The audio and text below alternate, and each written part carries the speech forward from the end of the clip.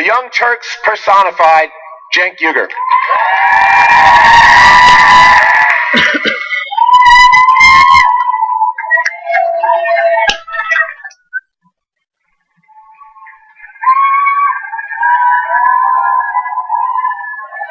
Wow. Thank you.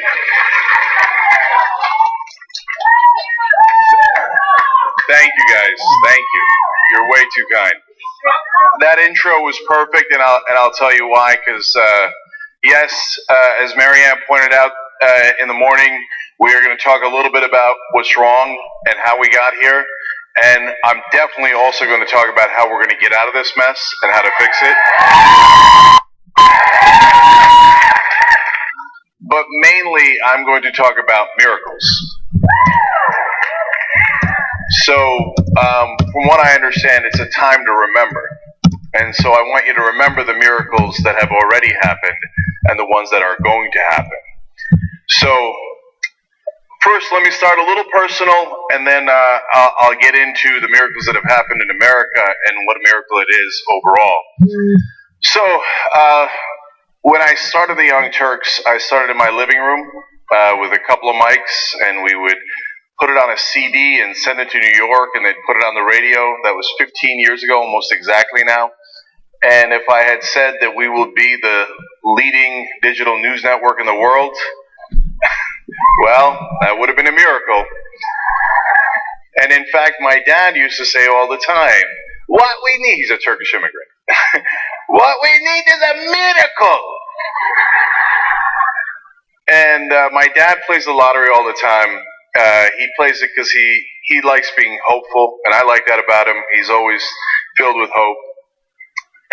But I explained to my dad, I said, Dad, you started as literally an olive farmer in southeastern Turkey with absolutely no money at all and no hope of ever getting money. You started on a patch of dirt near the Syrian border. You now live the American dream. You've got a beautiful house. You put your kids through college. You've got everything you wanted. Dad, you already won the lottery. Dad, but it isn't about winning a lottery, of course. And I want to talk about how we get to miracles, right? And he did it step by step. He got a free education in Turkey at the time. Free college education. Otherwise, right now, I would literally be in that same patch of dirt. So, can we afford the Bernie Sanders plan of free college education?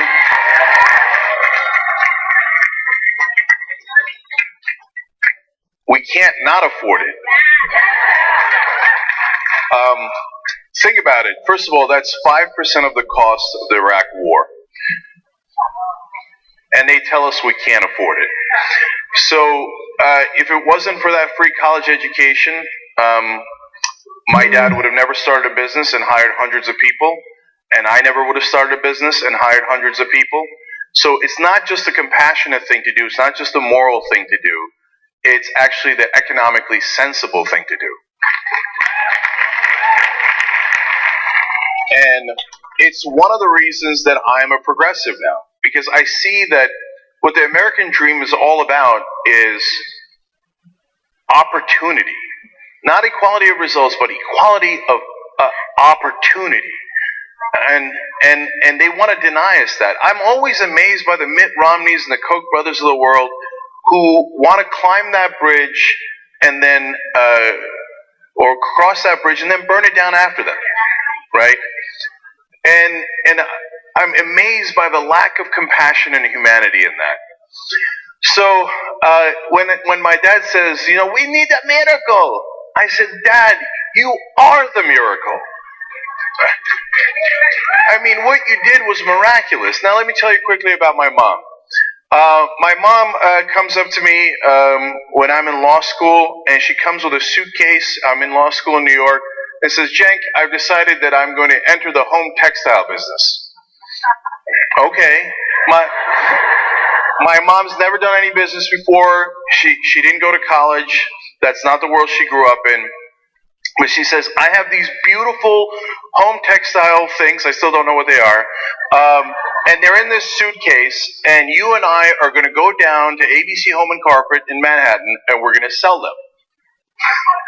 I said, Mom, you would need a miracle for that. She said, no. We didn't send you to Penn for no reason, okay? You studied business. You're going to come help sell this stuff. Let's go, okay? So, and you got to remember, this is back in the early 1990s. It was literally one of those old school suitcases, that you picked up with a handle, with no wheels, nothing, right? And so we picked that up and we drove down to ABC Home and Carpet, which is one of the, the most best stores in New York, etc. And we walk in and we go, we have a suitcase full of stuff we'd like to sell you. And you're not going to believe this. The first person we ran into said, it's your lucky day. It turns out that it was Wednesday, and Wednesday was open door day for their buyers. And we go up there, and I forget the guy's name, I think it was Steve, and there was no line. Boy, was it our lucky day. We walk in, and Steve's like, what do you have for me? And we bring out the suitcase. He's like, okay, wow. And we get to talking a little bit, and, my mom says, he's from Penn, right? And Steve says, oh my God, I'm from Penn.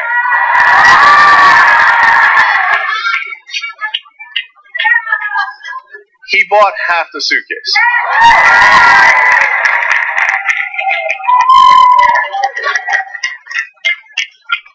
So, my mom's name is Nuket. She called the business Nuco Creations.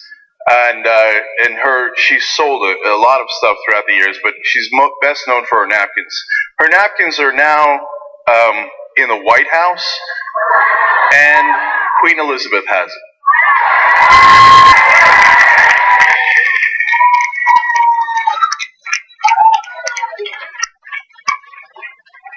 You're telling me there aren't miracles? I've lived them. And so they're now, let me tell you about miracles that you all know about. So the suffragettes took a long time, 70 years overall. And so a lot of people think, well, these things take forever and ever. That's not exactly right. But when they started, everybody told them, you guys are so silly. How in the world are you going to get the right to vote if you don't already have the right to vote? That's impossible. You'd need a miracle. But in reality, from the day they started marching in the streets, it only took 7 years for them to get an amendment to get a right to vote. Only 7 years. And the way that they did that miracle was the same way that my dad did and my mom did. Step by step. It doesn't just get gifted to you. You've got to earn it. You've got to work for it. So when that first day that they marched, you think it was easy? They were spit upon, they were attacked, they were brutalized. But that was in the papers, and it rallied people. So that the next time they marched, it was even larger. And the next time, larger. Until one day, 2.9 million women got together to march, and the whole world noticed.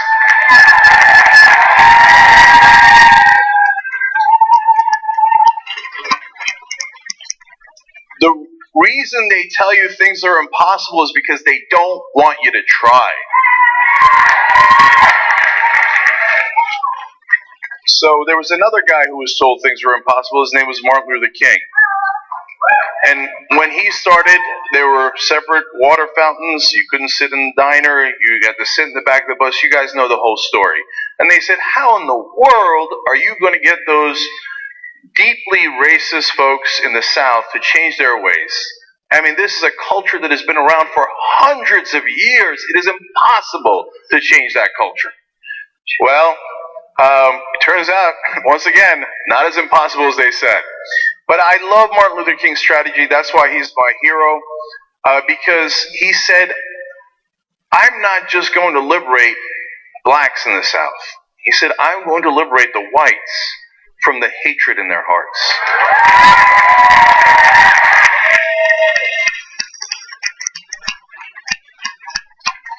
So, and he meant it. He was a reverend, and he did.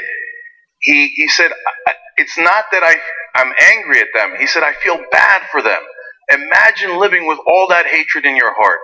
Imagine what that does to you. He said, we're going to bring them love, and we're going to help them. And he did.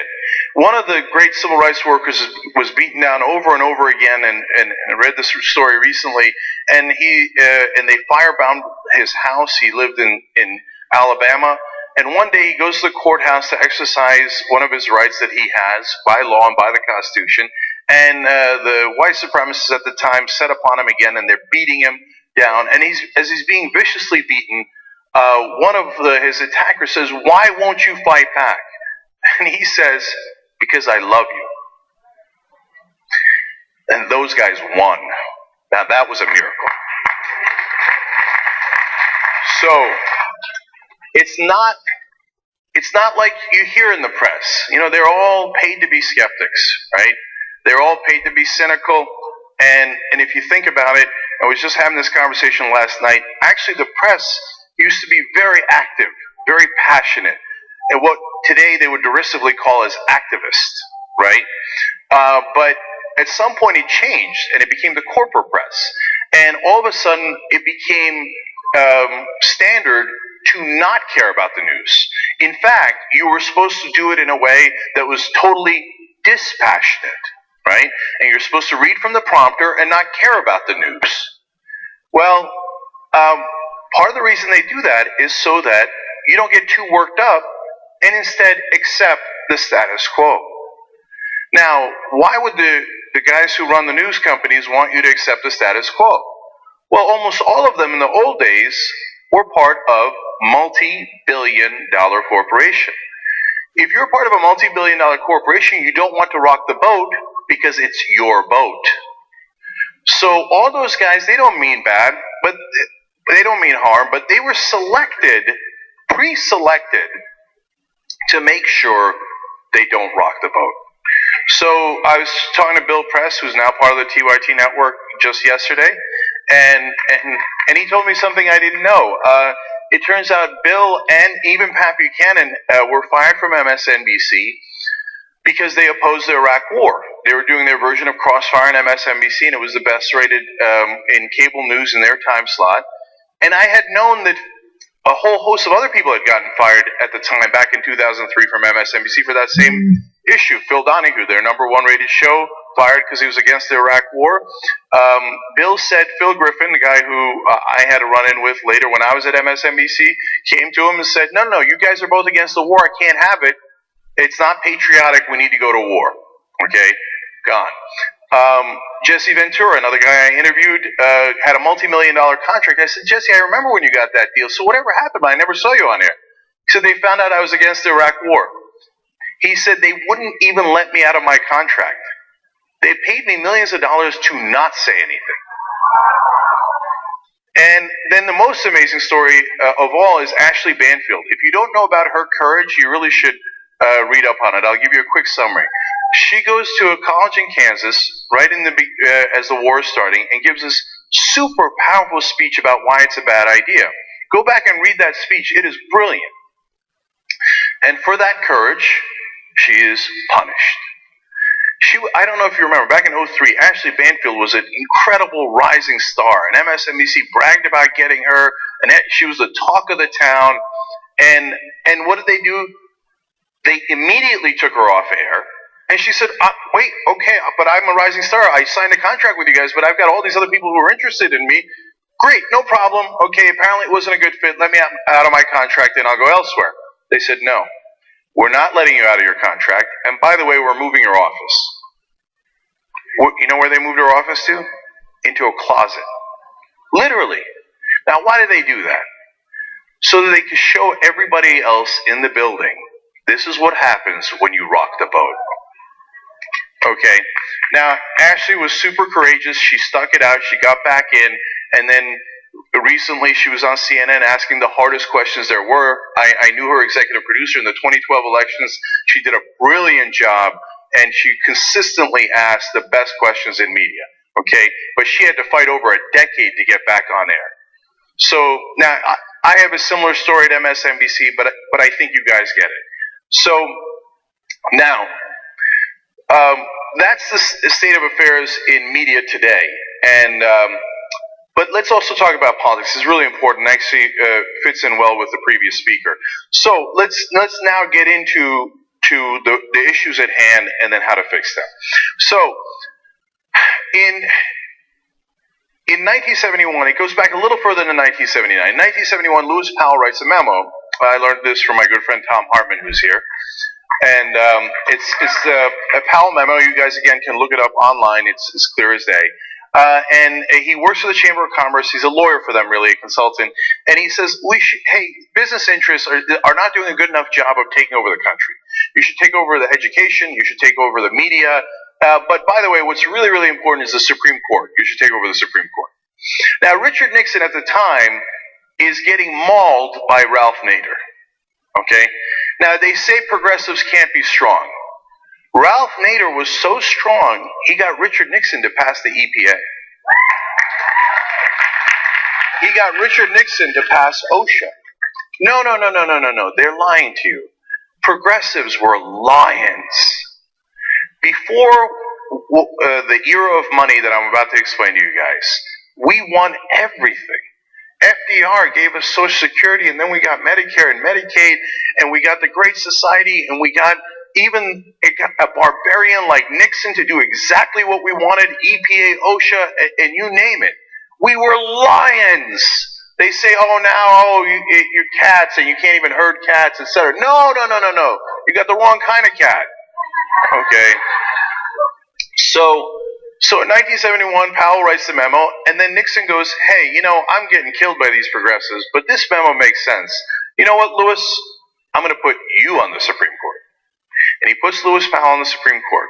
Now, he made a lot of decisions, and now he's considered a moderate. But the most important thing that he did was actually about business, was about that memo that he wrote. And in terms of corporations and what he gave them, he was not anywhere near moderate. So two decisions that made all the difference, not Citizens United. That just shot a dead horse. In 1976, in Buckley v. Vallejo, they said, money is speech. Now, that's absurd on its face. Jamie Raskin, who's a great constitutional scholar and just recently won election very close to here in Maryland, and is in the U.S. House, and he won it in a year where Republicans did really well, but he's the most progressive guy who got elected, and he still won in the midst of this election. Okay? Why? Because he's a strong progressive and he fights. And he gave a speech in the U.S. Congress before he was there and asked people, if money is speech, are people just talking to prostitutes? And it's an interesting analogy, right? I'm just talking to them. What do you mean? I gave them money. And in fact, if you follow that chain of logic, even outright bribery, I'm going to give you a Cadillac, I'm going to give you a Rolex, is not any problem. You're just talking to them. Money is speech. I gave you money to buy that Cadillac. I was just having a conversation with you, right? 1978, this decision called Bellotti that doesn't get talked about enough. They say, remember, corporations are human beings because of that decision we actually didn't make in the late 1800s. Again, Tom Hartman, great history of that. You guys should check out what he's written and said about that. So remember, corporations are human beings, so they have the same speech rights, hence they can give money to politicians. And then it was over. That was the end of our democracy. So I once was interviewing Ralph Nader, and I said, Ralph, you're running roughshod, and you got everybody on the run. Nixon's running from you. What happened? He said, there's a guy named Tony Coelho. He's what happened. I said, who's Tony Coelho? I think I'd heard of him once. Turns out he's a Democratic congressman, and he went to his fellow Democrats and said, hey, did you guys know we can take corporate money now? And he convinced all of them to take corporate money, and the progressive movement died for decades in America. Okay? So, I got good news for you. We're going to throw all those bums out.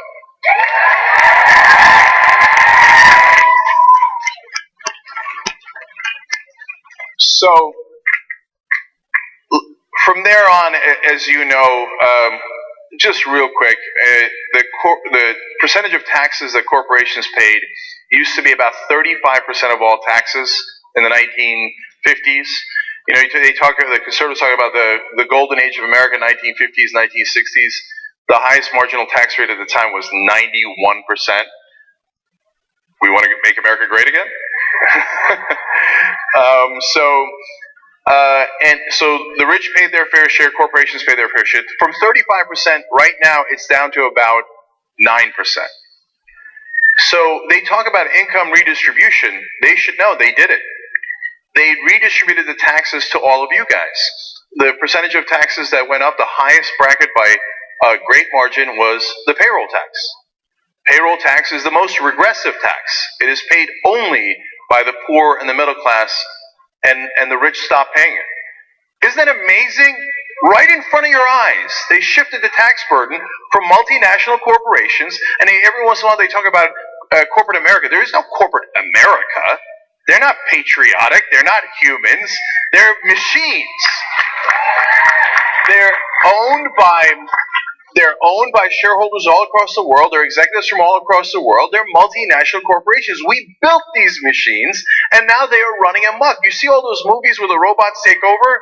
We're in that movie. And the robots are the corporations. We designed them to make a profit at all costs, to maximize profit. And we did not write any other code. We didn't write the code of, hey, by the way, be decent to human beings. We didn't write that code. So you know what we have to do? We have to rewrite the code.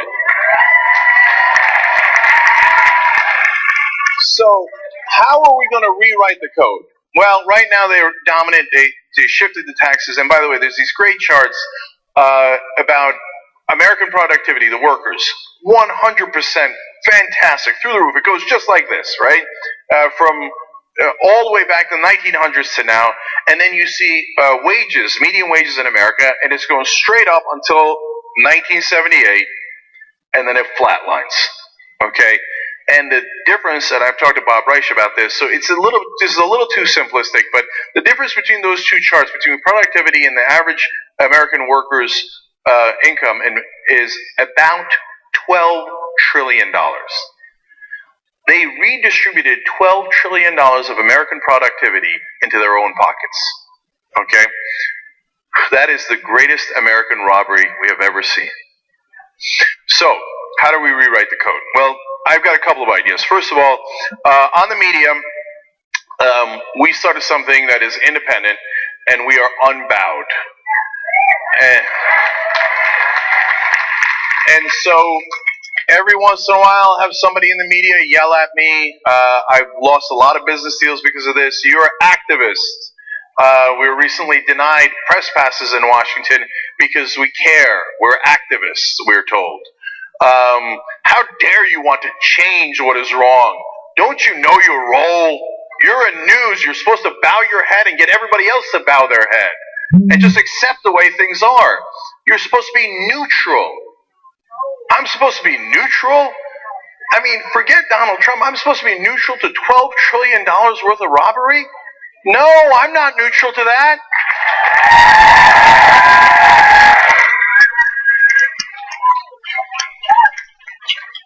I got into news because I care about news. Because I care about the country. And when I see a news event, I think, well, one, I got to share with people. I got to tell people. And then I got to tell them how to fix it. Right? So step one is reclaim the media. So we've done it in our own way, and right now, online, yes, that little show that started in my living room is larger than CNN.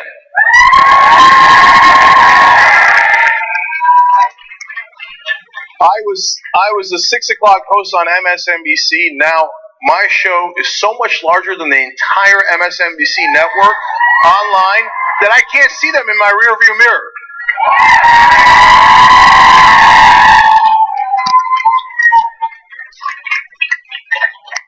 So that's how we reclaim the media. But I need you to understand that, like my dad, you are the miracle. Okay? You can do it. So, and it's step by step. We worked 15 years for this. And you need to work as hard in whatever it is that drives you and that is your passion. And if it's media, grab a phone and get to work. Anybody can do it. As you saw earlier today from that great video shot at Ground Zero, that was so powerful. And you could do that, and you could put it up. And we've been at Standing Rock from day one. We've gone back 6 times. We're there right now. We were the first national camera there. Amy Goodman did great work there. We were there with her. And so CNN brags, hey, we're at 100 million homes. I'm in 3 billion pockets.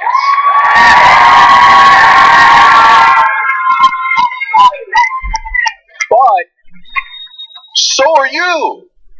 So are you. One of the videos we did, we put on one of our smaller channels on Facebook about Standing Rock. It got 7 million views anyway. Okay?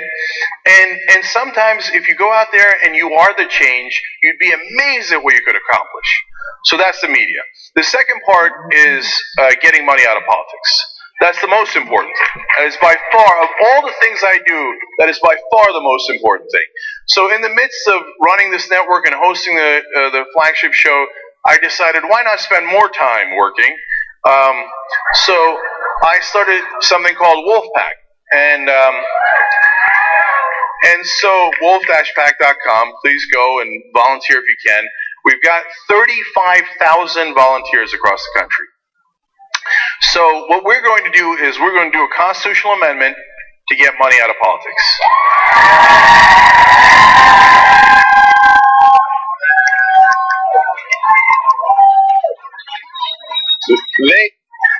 They tell us it's impossible. I don't think they know what that word means.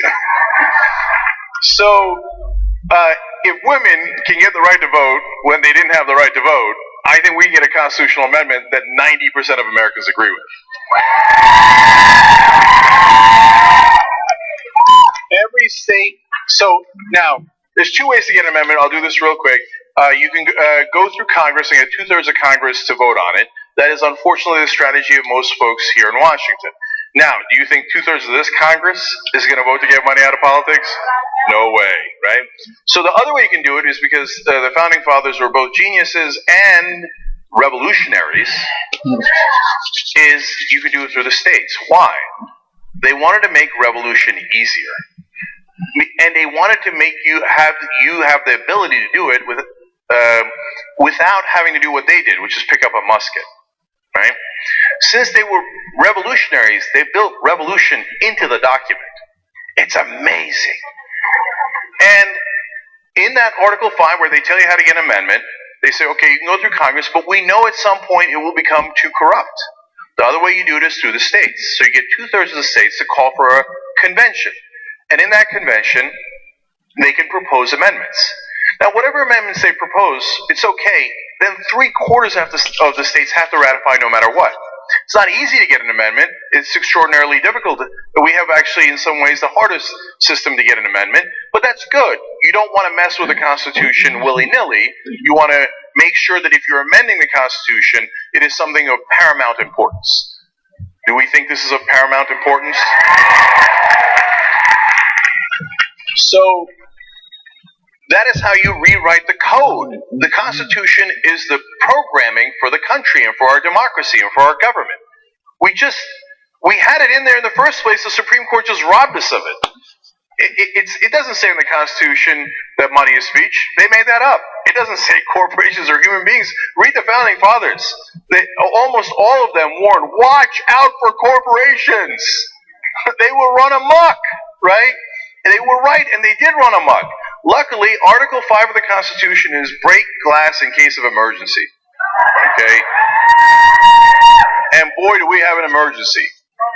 And so we need to do that right now. And so when we went to all these different states, every time we're told, no, you'll never win here, you'll never win here. And you'll never get Republicans to vote with you. Well, in Missouri, we got 86 Republicans to vote with us. In Texas, we got the most conservative lawmaker to introduce our legislation. We've done it one in 5 different Republican-led legislatures. And in Rhode Island, the most recent state that we won, the senators warned the people in the gallery, because we had filled the gallery, hey, there's no celebrations here if you happen to win, and you're not allowed to applaud, okay? They voted unanimously for our legislation, including every Democrat and every Republican. And then the senators, and I've never seen this in over 20 years of covering politics, the senators stood up and applauded the gallery.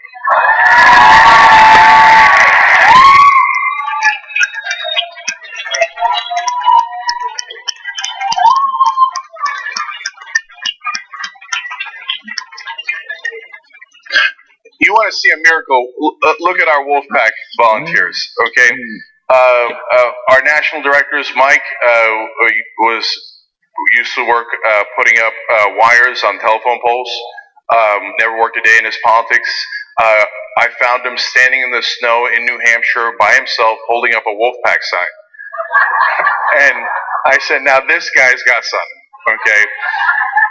Allison was a teacher in Orange County, and she'd never heard of the Young Turks. A lot of people come to Wolfpack from the Young Turks, but she'd never heard of the Young Turks. She went online and she thought to herself, now there's something wrong with our government, I can tell, okay? So I'm going to do 2 things. Swear to God, it's an absolute true story. She said, I'm going to figure out what went wrong and how to fix it, okay?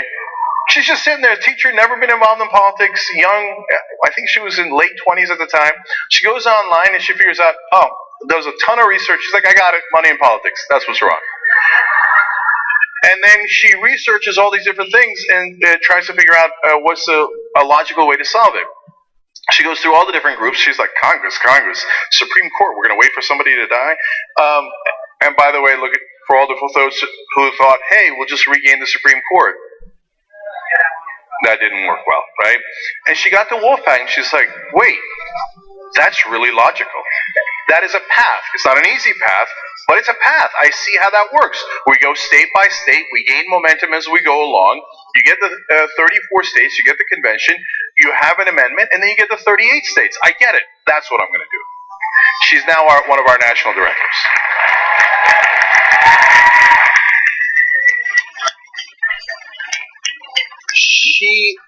She is an amazing organizer. I mean, the infrastructure that she's built for our 35,000 volunteers is amazing, right? And then I can go on all day. ACES, who we just hired, used to work in construction. Bryant LeMay, we called a mechanic. Do you know why? Because he's a mechanic. And so this was the original idea of democracy, that regular citizens get together and they participate in democracy.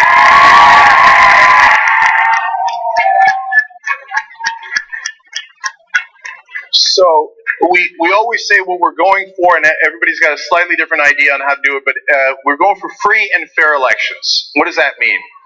Free from the corrupting influence of money, and fair enough so that any American can run and represent us. So, now, Wolfpack's already 1 in 5 states, and guess how many states we're going to win in? We're going to win in 34 states. We're going to get a convention. I don't care what anybody says. We're going all the way to a convention. What I always say is, I'll see you at the convention. Okay?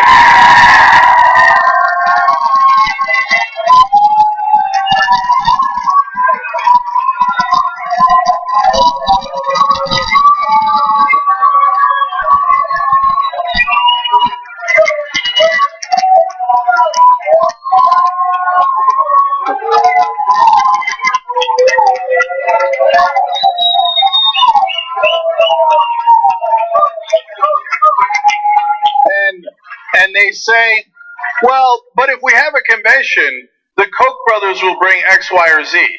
Yeah, but I'm going to bring you guys.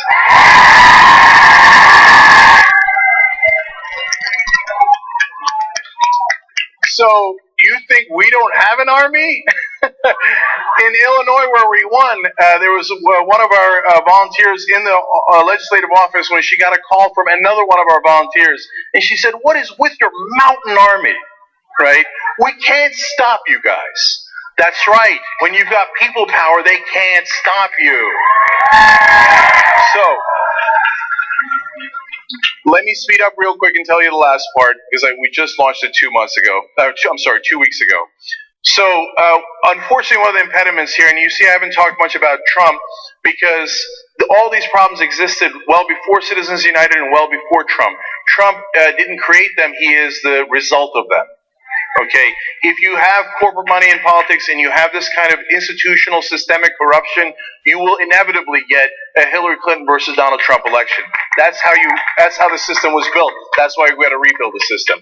But before you get to the problem of Trump and the Republicans, you have to be honest about what happened with Tony Coelho, what happened with those Supreme Court decisions, and what happened in the Democratic Party. So, step one is to reclaim our own house. Okay? So everybody was talking about it, and I said, you know what? As usual, even though I'm a talk show host, I'm tired of the talking. Let's get to doing. Okay? So I got together a couple of senior advisors from Bernie's campaign, and another host from the TYT network, Kyle Kalinske, and we said, well then, and I remember on election night, one of my co-hosts, Alonzo Bowden, was very frustrated. And he said, look, now they got, and it's true, look at what the corporate Democrats have left us with. They've got the White House. The most unpopular man to ever run for president won the White House because of Democratic incompetence. Okay? They've got the White House, they've got the Senate, they've got the House, they've got the Supreme Court, but most importantly, they have 69 out of 99 state legislatures. Okay? The Democrats have the demographic advantage.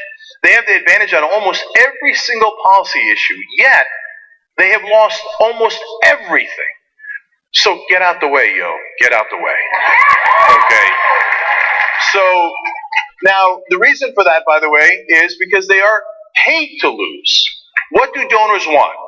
They want strong right-wingers to push deregulation and tax cuts for them. And they want weak Democrats to say, there was nothing we could do.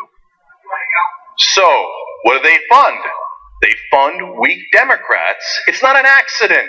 That's how they built the system. Why do you think that all of a sudden progressives who are lions all of a sudden are the weakest guys you've ever seen in your life? Because they're paid to be weak. They're paid to lose. So how do you fix that? You start a new wing of the Democratic Party that doesn't take any corporate money.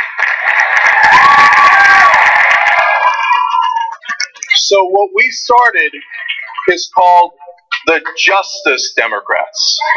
Because it's time for justice. It's time for social justice, economic justice, racial justice, environmental justice, and just justice. So that's justicedemocrats.com. Again, take over the Democratic Party. I'm told by the rest of the press that's impossible. You're going to need a miracle.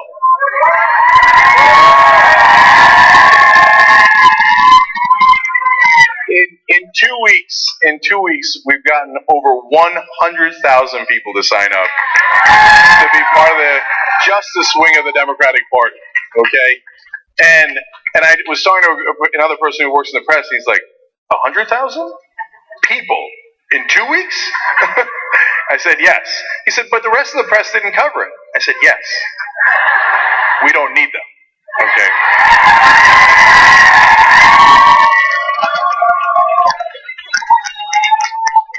So we asked for nominees, and I'm going to tell you right now, one, go sign up at justicedemocrats.com.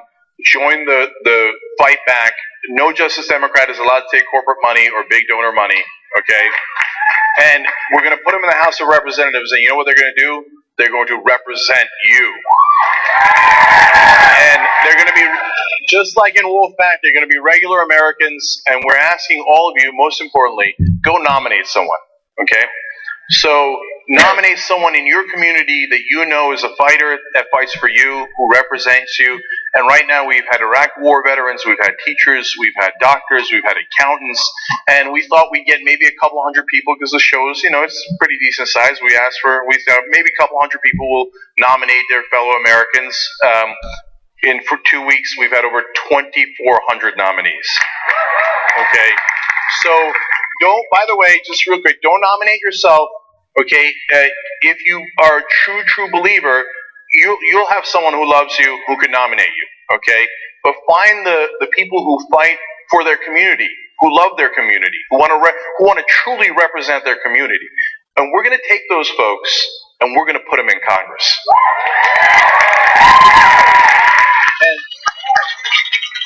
And they say, well, I mean, Cenk and the Bernie guys and all that. Now, but you're not going to primary Democrats and hurt their chances, are you? Well, first of all, they've hurt our chances of not having a maniac as president, our chances of having progressive policies. They've ended that through the corporate democratic system for the last 40 years. So we're done with them. We're done with them. We're going to primary all of them. So, in conclusion, I'm going to ask you guys, now you know, through both personal stories and political stories and through history, that miracles do happen. They don't happen overnight. They happen step by step with a lot of hard work. And they happen when a group of committed citizens get together and say, we are unstoppable. Okay? And this country was built on people power, and what I see in front of me is people power. So I'm going to ask you to get involved in any way. Even if it's not our groups, no problem. Just get involved. Get involved in your local community. Get involved in the national group. Get involved in the fight back. And as you'll see, and the guys who win in their individual states in Wolfpack tell me this all the time. Fulfillment is a hell of a drug. And they say Allison said this when we won in California. She said a legislator at some point on the phone got a little scared of her. Not of her personally, of course, but of the power that she had built up because she had over 1,000 volunteers in California she was ready to unleash. Okay? And she said it felt so good to take the power back. Okay. So, whether it's Young Turks, it's Wolfpack, or Justice Democrats, I'm going to ask you guys to take the power back. And I want to remind you and I want to thank you because I am positive that you are the miracle. Thank you.